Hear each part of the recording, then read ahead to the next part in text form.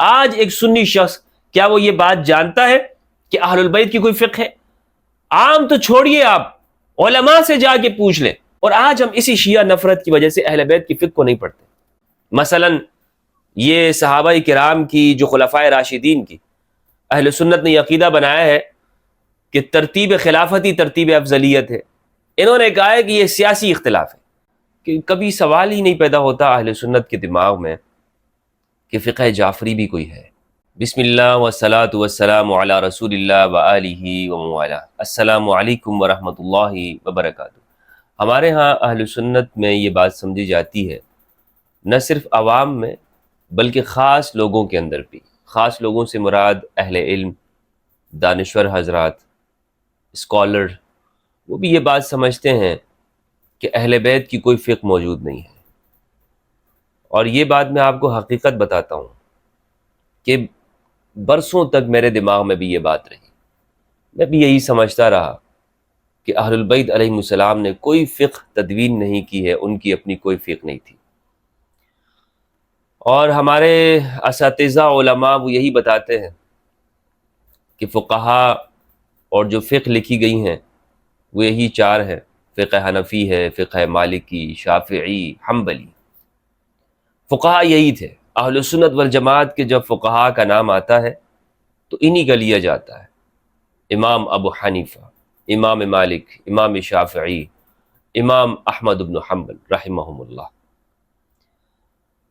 اتنا ہمارے ہاں لوگ سمجھتے یہی ہیں، چرچا اتنا ہوتا ہے معاشرے میں فقہ حنفی، فقہ شافعی، کہ کبھی سوال ہی نہیں پیدا ہوتا اہل سنت کے دماغ میں کہ فقہ جعفری بھی کوئی ہے.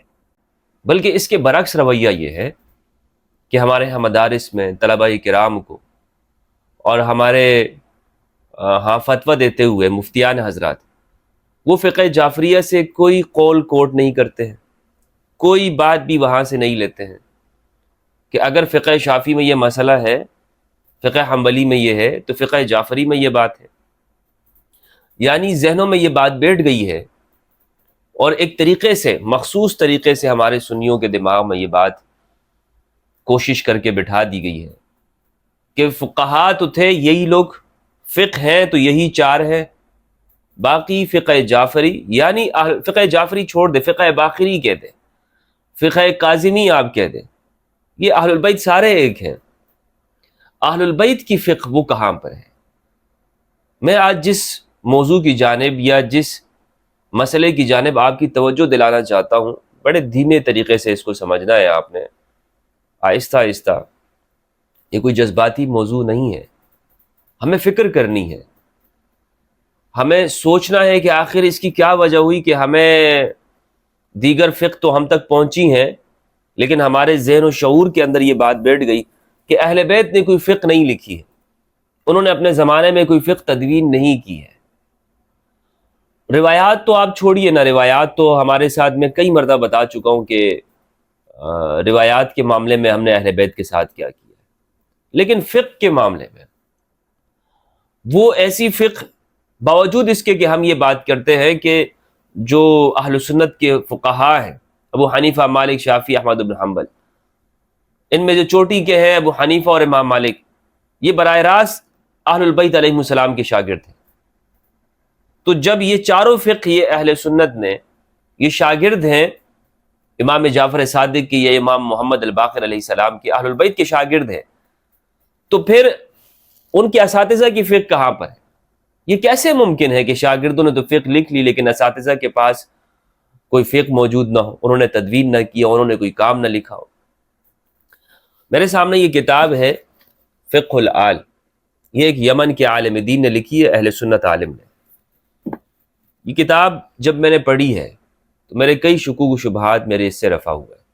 آج میں اس کتاب کے بارے میں آپ کو بتانا چاہوں گا کہ اس کتاب کی اہمیت کیا ہے، اور اپنے علماء کرام سے بھی یہ بات کہوں گا کہ آپ یہ کتاب ضرور مطالعہ کریں، کہ ہمارے دماغ میں جو یہ بات بٹھا دی گئی ہے ہمارے اساتذہ نے، ہمارے استادوں نے، ہمارے خطیب حضرات نے، کہ بھئی فقہ تو یہ چار ہی ہیں، اہل بیت نے کوئی فقہ لکھی نہیں ہے یا انہوں نے کوئی تدوین نہیں کی، انہوں نے کوئی کام نہیں کی، یہ دماغ سے آپ کے دور ہو جائے گا انشاءاللہ.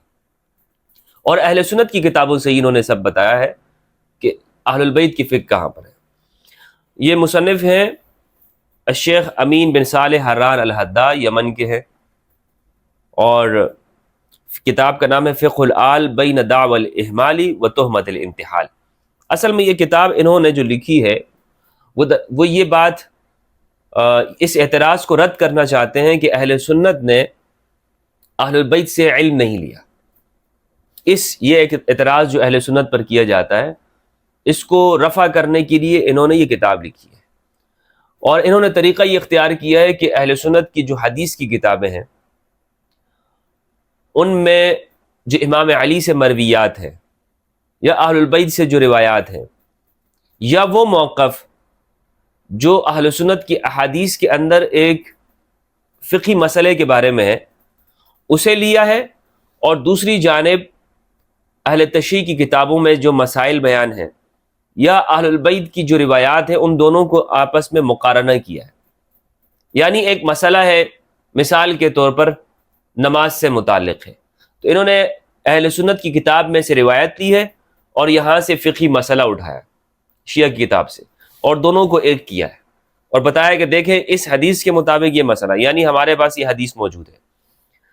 اس طرح انہوں نے پوری فقہ جو ہے وہ ترتیب دی ہے، پوری فقہ یعنی کتاب الطہارہ سے لے کر کتاب الصلاۃ، کتاب الزکوٰۃ، کتاب الصوم، اس پر چلتے چلتے انہوں نے کتاب الدعوہ والشہادات، کتاب القضاء، کتاب الیمین، ان تمام مسائل کو انہوں نے ایک کیا ہے۔ بہت عظیم الشان ان کی کاوش ہے، علماء کے لیے عربی زبان میں ہے، اس کو ضرور مطالعہ کریں۔ خلاصہ میں عوام کے لیے ذکر کر رہا ہوں جو لوگ عربی نہیں جانتے ہیں۔ پہلی بات یہ، اس کے اوپر مقدمہ لکھا ہے، یہ بھی اہل سنت نے لکھا ہے، الشیخ دکتور رجب دیب، انہوں نے اس کے حوالے سے پیش لفظ لکھا ہے۔ وہ کہتے ہیں کہ یہ بات کسی سے ڈھکی چھپی نہیں ہونی چاہیے اور کوئی شک میں نہیں ہونا چاہیے کہ اہل البیت علیہم السلام وہ علم لینے میں، کہ ان سے علم لیا جائے، اور وہ انبیاء کی میراث امت تک پہنچانے میں بقیہ تمام امت میں افضل ہے، کہ دیگر جتنے بھی علماء ان سب میں افضل کون ہے؟ اہل البیت علیہم السلام ہے۔ علم کے حقدار کون ہے؟ کن سے لینا چاہیے؟ اہل البیت علیہم السلام سے لینا چاہیے۔ اور اسی طرح اہل البیت سے کوئی مسئلہ صحیح طور پر معلوم ہو جائے تو ہمیں کسی اور جانب دیکھنا ہی نہیں چاہیے۔ اذا وجد فقہ آل البیت بالاسانید الصحیحہ فہو مقدم علی سواہ دون ادنی شک، کہ جب اہل البیت کی فقہ ہمارے سامنے آ جائے، کسی مسئلے میں ان کا بیان آ جائے، تو دوسری جانب ہمیں دیکھنا ہی نہیں چاہیے، کیونکہ نبی صلی اللہ علیہ وآلہ وسلم نے فرمایا، حدیث الثقلین، حدیث سفینہ وغیرہ، وہ انہوں نے پھر آگے ذکر کی۔ میں مختصر طور پر ان کی یہ سب گفتگو آپ کے سامنے ذکر کرنا چاہتا ہوں، کیونکہ طویل کتاب ہے، اہم جو مضامین ہیں آپ کے سامنے بیان کرتا ہوں۔ عداب الحمش جو عالم ہیں، انہوں نے اپنی گفتگو میں لکھی یہ بات کہ ہمارے اہل سنت کے اور جو اس امت کے اندر جو اختلافات ہیں، خاص طور پر شیعہ سنی کے، اور یہ جو موضوعات ہیں جس پر یہ امت باہم دست و گریباں رہتی ہے اور جسے عقائد میں شمار کر لیا گیا ہے، مثلاً یہ صحابہ کرام کی جو خلفائے راشدین کی اہل سنت نے یہ عقیدہ بنایا ہے کہ ترتیب خلافتی ترتیب افضلیت ہے۔ انہوں نے کہا ہے کہ یہ سیاسی اختلاف ہے، یعنی اس بنیاد پر پھر سیاسی روایات گھڑی گئی کہ عشرہ مبشرہ سب سے افضل ہے۔ یہ کہتے ہیں کہ عشرہ مبشرہ ہی کیوں سب سے افضل؟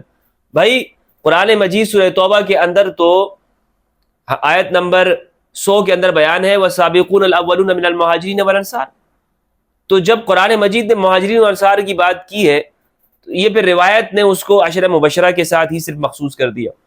اسی طرح انہوں نے کہا کہ یہ جو افضلیت صحابہ کا مسئلہ ہے کہ سب سے افضل ابو بکر ہے، پھر عمر ہے، پھر عثمان ہے، پھر علی ہے، یہ بھی سیاسی حالات کی وجہ سے پیدا ہوا ہے، یہ بھی سیاسی حالات سے پیدا ہوا ہے۔ کتاب جب آغاز ہوتی ہے تو شیخ امین صالح نے ایک خطبہ لکھا ہے، اس خطبے کے اندر بہت اہم باتیں انہوں نے ذکر کی ہیں۔ یہ کہتے ہیں کہ سلفیوں کا طریقہ کیا ہوتا ہے اہل البیت کی کتابوں کے ساتھ، یعنی وہ لوگ اہل سنت کی بات کر لیں، صرف سلفیوں کی نہیں، ان کے سامنے جب آپ اہل البیت کے حوالے سے کتابیں لے آئیں، کہیں کہ جناب یہ احادیث کی کتابیں ہیں، تو یہ آپ کو کہیں گے کہ یہ شیعوں کی کتابیں ہیں، اور یہ جس طریقے سے مروی ہیں وہ سارے بدعتی ہیں، لہٰذا ان کتابوں کا اعتبار نہیں۔ یہ کہتے ہیں وَأَقْوَالُهُمْ فِي ذَلِكَ مَعْرُوفَةٌ مُشْتَهِرَةٌ وَلِنَكْتَفِي هُنَا بِكَلَامٍ رَائِدٍ مَدْرَسَةٌ وَمَنْظَرُ مَذْهَبِ الْإِمَامِ ابْنِ تَيْمِيَّةَ حيث يقول في منهاج السنة النبوية وهو يتكلم عن الإمامية ومصدر تلقيهم وهو في دينهم ولهم عقليات وشرعيات فالعقليات. کہتے ہیں کہ ابن تیمیہ نے منہاج السنہ کے اندر یہ بات کی ہے کہ جو امامیہ کی اگر بات کی جائے تو ان کا پورا ایک عقلیات ہے، یعنی انہوں نے جو اپنے مذہب کو جو کھڑا کیا ہے عقلیات کی بنیاد پر ہے، شرعیات کی بنیاد پر ہے، اور عقلیات ہیں تو پھر اس کے اندر یہ باتیں ہیں. آگے وہ کہتے ہیں وَأَمَّا شَرْعِيَّاتُهُمْ فَعُمْدَتُهُمْ فِيهَا عَلَى مَا يَنْقُلُ عَنْ بَعْضِ أَهْلِ الْبَيْتِ مِثْلَ أَبِي جعفر الباقر وجعفر ابن محمد الصادق وغيرهما. کہتے ہیں کہ جہاں تک مذہبی مسائل ہے تو وہ انہوں نے وہاں سے ان میں بنیاد ان کی ان چیزوں کے اوپر ہے جو یہ اہل البیت سے نقل کرتے ہیں، یعنی امام محمد الباقر سے اور امام جعفر الصادق علیہ السلام اور ان کے علاوہ سے. ولا ریب ان هؤلاء من سادات المسلمین وائمۃ الدین، اور اس میں کوئی شک نہیں ہے کہ یہ مسلمانوں کے سربراہ، مسلمانوں کے قائدین ہیں اور ائمۃ الدین ہیں، دین کے پیشوا ہیں. ولاقوالهم من الحرمۃ والقدر ما يستحقه امثالهم، اور ان کے جو اقوال ہیں وہ قابل عزت ہیں جس طرح کے انہی جیسے جو علماء ہیں دیگر ان کے اقوال مستحق، یعنی قدر کے مستحق ہیں. یعنی یہ کہہ رہے ہیں کہ جو دیگر علماء کے جس طرح ہم قدر کرتے ہیں تو ان کی بھی قدر کرتے ہیں، یعنی اہل البیت کے ساتھ دیگر علماء کو یہ برابر کر رہے ہیں. لیکن کثیر مما ينقل عنهم كذب والرافضة لا خبرة لها بالاسانید والتمييز بين الثقات وغيرهم. اور کہہ رہے ہیں کہ رافض جو ہے، روافض شیعہ، ان کی جو اکثر جو کچھ ان سے نقل کیا جاتا ہے وہ جھوٹ ہے، اور روافض یعنی شیعہ ان کو اسانید کی پرکھ کے اندر کوئی تجربہ نہیں ہے کہ وہ ثقہ سے غیر ثقہ کو تمیز کریں.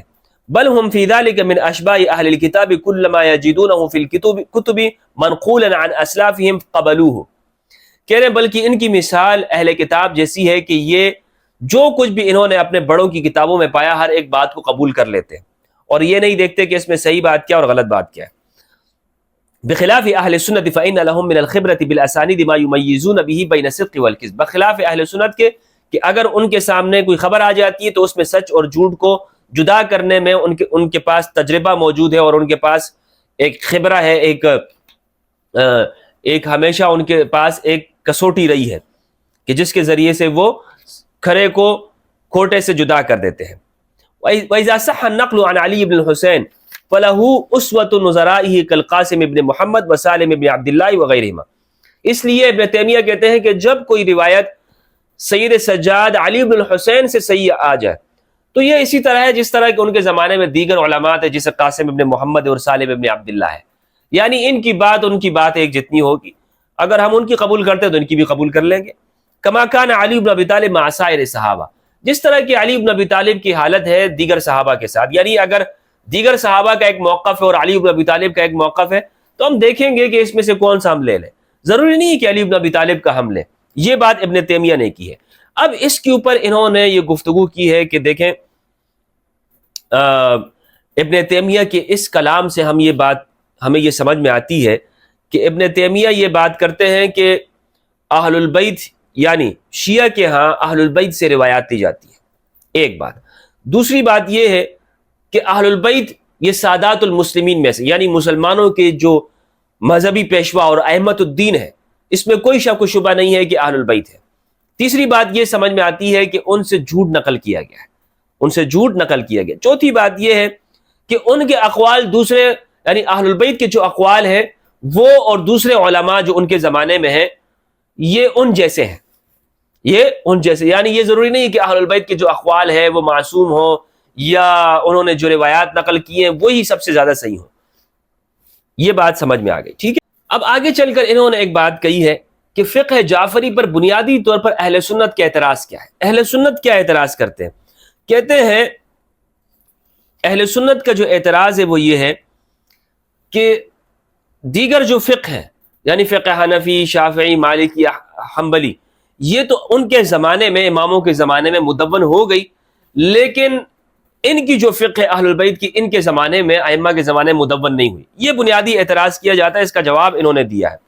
اس کا جواب اس کتاب کے اندر انہوں نے دیا ہے اور بہت سارے لوگوں کی غلط فہمی انہوں نے دور کی. اور یہ جو اکثر ہمارے ہاں بھی آج سمجھتے ہیں کہ اہل بیت نے اپنے زمانے میں کوئی تدوین کی نہیں ہے, کوئی مسائل لکھے نہیں, اور یہ تو بعد میں جا کر شیعہ جب دنیا میں وجود میں آئے تو شیعوں نے اہل بیت کے نام پر لوگوں سے جھوٹ بولا, جس طرح کہ ابن تیمیہ نے دماغ میں ڈالی.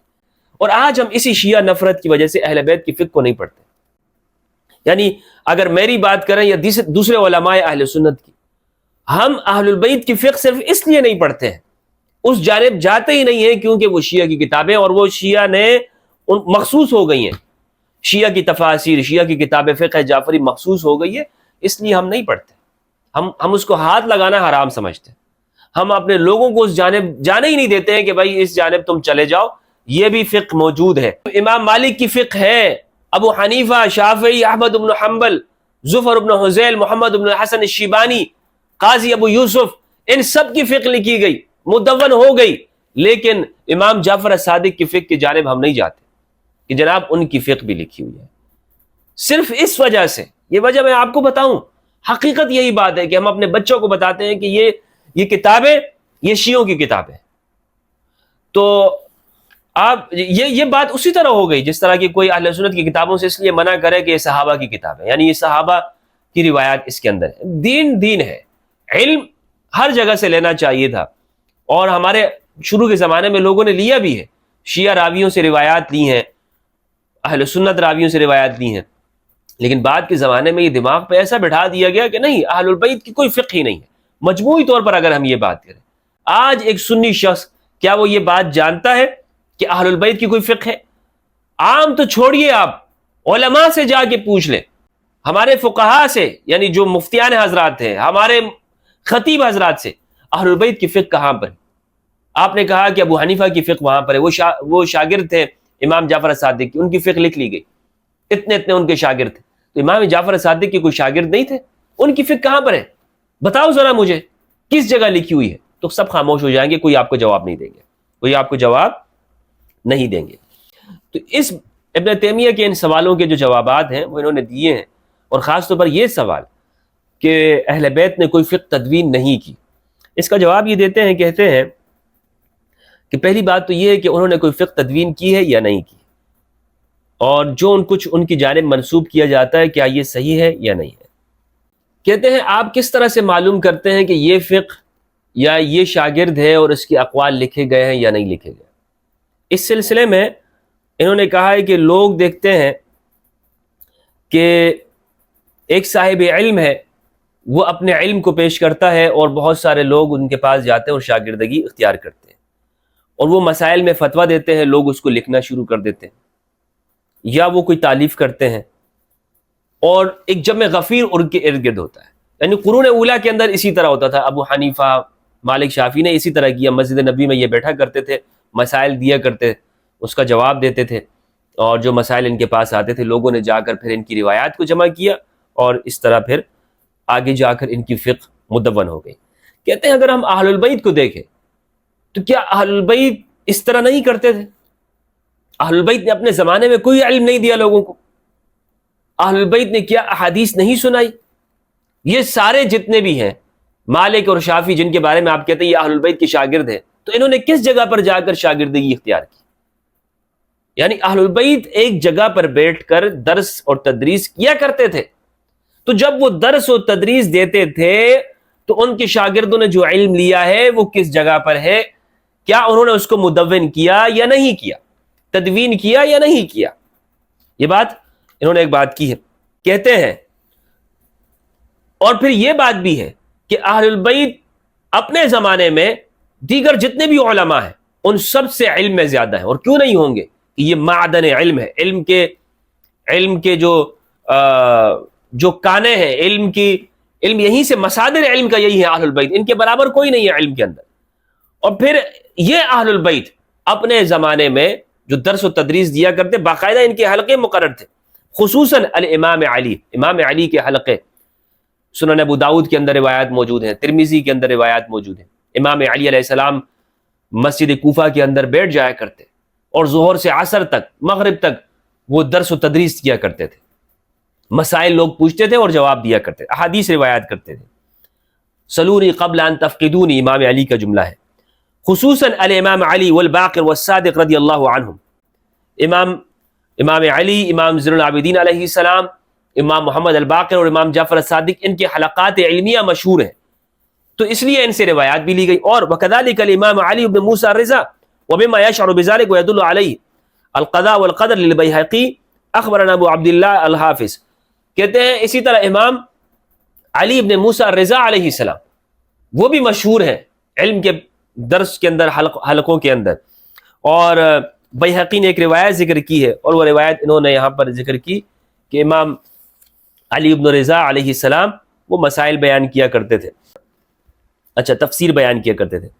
اسی طرح امام حسین علیہ السلام کا یہ جملہ نبعث نحن وشیعتنا کہاتین، ہمیں اٹھایا جائے گا اور ہمارے شیعہ کو کہاتین، سبابہ اور وسطیٰ کے ذریعے اشارہ کیا، دو انگلیوں کے ذریعے، اور فرمایا کہ ہم ایسے ہوں گے، ہم اور ہمارے شیعہ. اور یہ روایت میزان الاعتدال کے اندر ذہبی نے ذکر کی ہے. اور ان الفاظ سے معلوم یہ ہوا کہ امام حسین علیہ السلام یعنی اہل البیت کے شیعہ موجود تھے، شاگرد موجود تھے.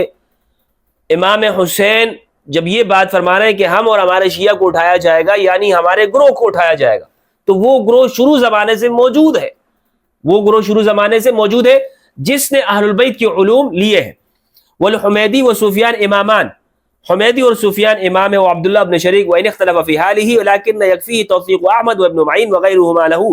لیکن عبداللہ ابن شریک اگرچہ اس کے بارے میں اختلاف ہے، لیکن احمد بن حنبل نے، ابن معین نے اور دیگر علماء نے اس کی توثیق کی ہے، اس کو ثقہ کہا ہے. کما فی ترجمته من الميزان وتوثیق ابی زرع وغیرہ کما فی تہذیب التہذیب. وشبهة الانقطاع منتفية فقد روى ابن شريك عن بعض الصحابة وأدركهم كابن عمر وابن عباس وابن زبير وجندب وغيره ولم يرمي بالتدليس. اور اسی طرح امام صادق علیہ السلام کے بارے میں ابو حنیفہ نے کہا من افقہ من رأیتا. ابو حنیفہ سے پوچھا گیا کہ سب سے بڑا فقیہ جو آپ نے دیکھا وہ کون ہے؟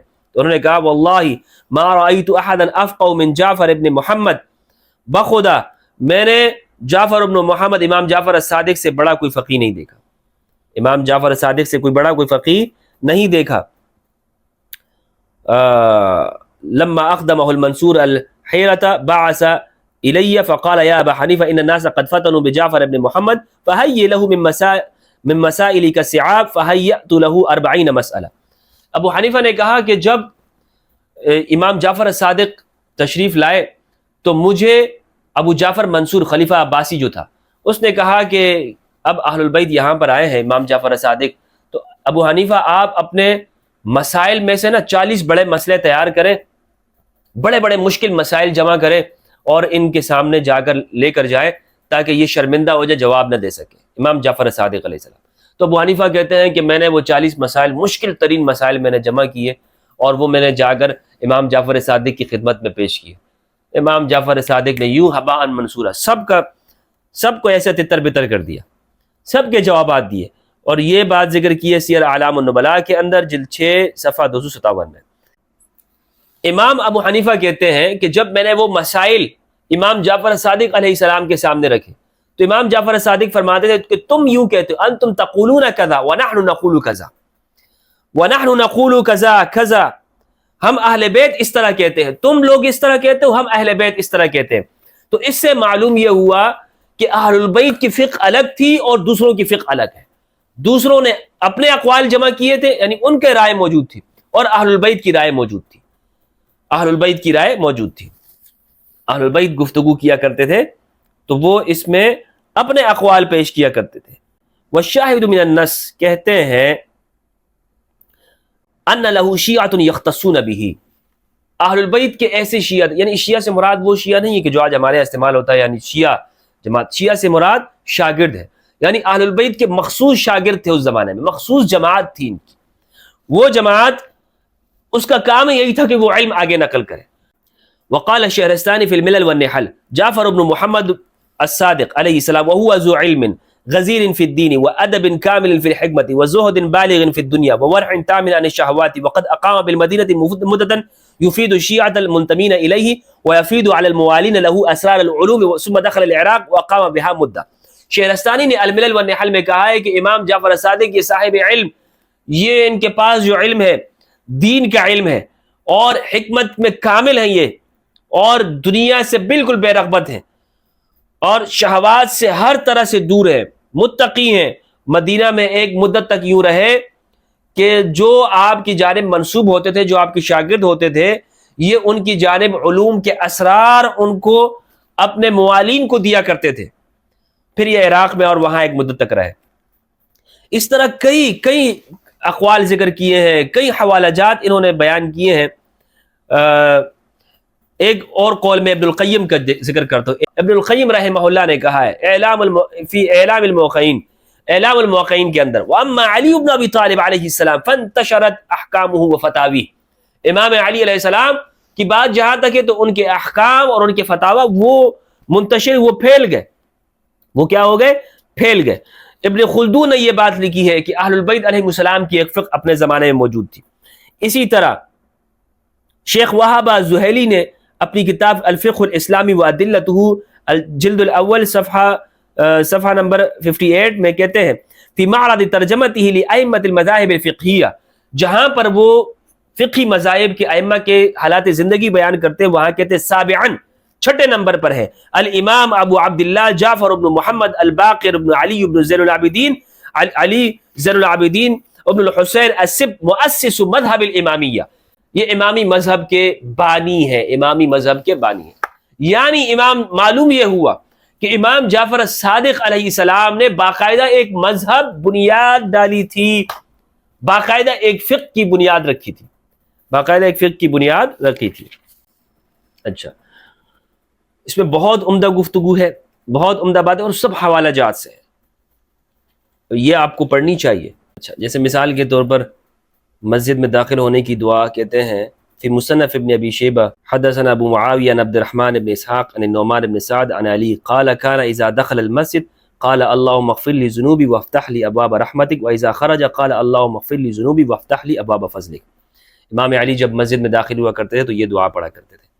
یہ ہے مصنف ابن ابی شیبہ کے اندر، وهو مقرر عند الامامیہ، اور یہی بات امامیہ کے ہاں ہے، شیعہ میں بھی ہے۔